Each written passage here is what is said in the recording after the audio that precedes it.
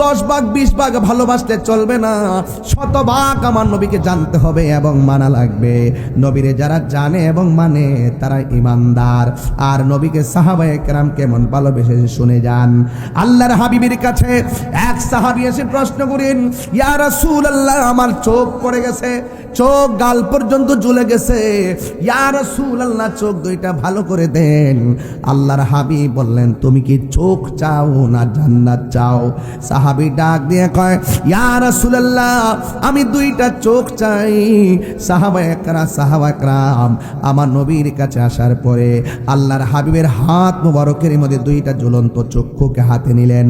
নেওয়ার পরে আমার নবীজির থুতু মুবারকটারে চতুর্পাশে ঘুরাইয়া আমার নবী জ্বলন্ত চোখটারে থুতু মুবারক প্রলেপ দিয়া লাগাইয়া দিলেন। এবার আমার নবী বলেন, ও সাহাবী রে, তুমি যে চোখ চাইলে আমি চোখটা গোড়ার মধ্যে লাগাইয়া দিলাম, এখন বলো না চোখ দিয়ে তুমি দেখোনি? ইয়া রাসূলুল্লাহ, আমি চোখ দিয়া দেখি। কয় কেমন দেখো? কয় আগের চাইতে আরো ভালো দেখি। আল্লাহর হাবিব ডাক দিয়া বলে, এ সাহাবী, দুনিয়ার সবাই জান্নাতের পাগল, তুমি জান্নাত না চাইয়া দুইটা চোখ চাইলা কেন?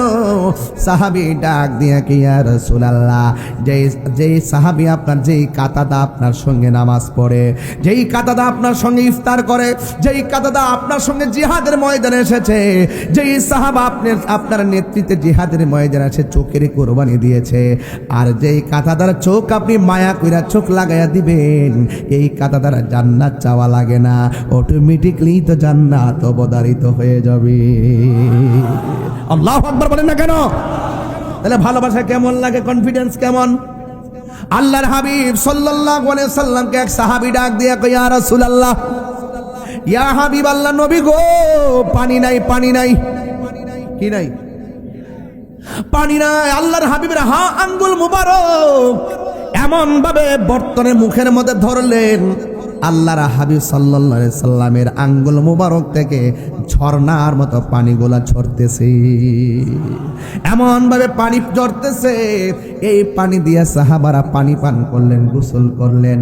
আপনারা জবান খুলে বলেন, আমার নবীকে ক্ষমতা দিয়েছেন কে? সাহাবায়ে কেরাম এইভাবে আল্লাহর হাবিব সাল্লাল্লাহু আলাইহি সাল্লামের কাছে বলেছেন, আর আমার নবী দিয়েছেন। এই জন্যই তো আমার নবীর সাহাবায়ে কেরাম এমন, আমার নবী পাক সাল্লাল্লাহু আলাইহি সাল্লামকে এক সাহাবী এমন ভাবে জড়াইয়া ধরলেন, জড়াইয়া ধরার পরে আমার নবী ডাক দিয়ে কয়, সাহাবী রে, তুমি আমারে কেন এমন ভাবে জড়াইয়া ধরলা? সাহাবী ডাক দিয়ে, ইয়া রাসূলুল্লাহ, আমার চোখের সামনে আপনি নবীর দিকে একটা তীর মারতেছে, আমি তাকায় যদি দেখি তীরটা মারতেছে, আমার চোখের সামনে যদি তীরটা এসে আপনার বদন মোবারকে লেগে যায়, আমি আল্লাহর দরবারে কি জবাব দিব? এবার ওই সাহাবী আমার নবীকে জড়াইয়া ধরার পরে বলতে দেরি হয় নাই, হঠাৎ করে তীরটা সাহাবার পিঠের মধ্যে লেগে গেল। আল্লাহু আকবার বলেন না কেন? তীরটা যখন পিঠের মধ্যে লেগে গেল, আল্লাহর হাবিব সাল্লাল্লাহু আলাইহি সাল্লাম বলেন, ও সাহাবী, তুমি আমার জড়াইয়া ধরছো আর তোমার পিঠের মধ্যে তীরটা লেগে গেছে রে সাহাবী, তোমার গায়ের মধ্যে কি ব্যথা লাগে না? সাহাবী চোখের পানি না ছাইরা মুস্কি মুস্কি হাসতেছেন। আল্লাহর হাবিব ডাক দিয়ে, সাহাবী, তুমি, তোমার গায়ের মধ্যে এই তীর লেগে গেছে, আমি বললাম তুমি কি ব্যথা পাও না? ব্যথার কথা শুই নাই কেন? তুমি হাসতেছো আর মুস্কি মুস্কি হাসতেছো। সাহাবী ডাক দিয়ে, ইয়া রাসূলুল্লাহ, আপনি আমাকে ব্যথার ভয় দেখিয়েছেন তাই আমি হাসতেছি। এই ব্যথা পাইলে কি কেউ হাসে নাকি? ওই সাহাবী ডাক দিয়ে, নবী গো, ব্যথা পাইব কেন?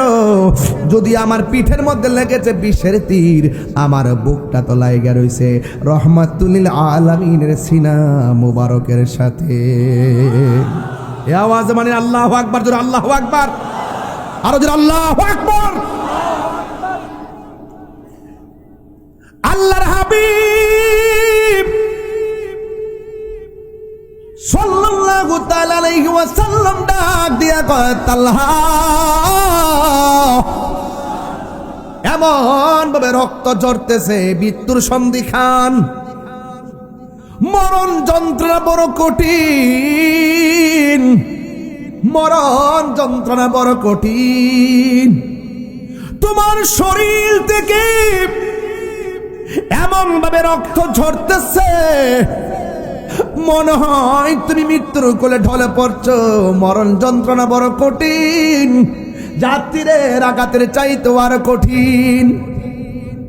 সাহাবীকে নবী ডাক দিয়ে কই, সাহাবীরে মরণ যন্ত্রণা বড় কঠিন। এই কথা শোনার পর সাহাবী আরো বেশি বেশি মুচকি হাসতেছেন। আমার নবী ডাক দিয়ে কই, সাহাবী তোমার মরণের কথা বললাম, তুমি কেন চোখের পানি না ফালাইয়া মুচকি মুচকি হাসতেছো? সাহাবী কই, ইয়া রাসূলুল্লাহ, আপনি আমাকে মরণের কষ্টের কথা বলেছেন।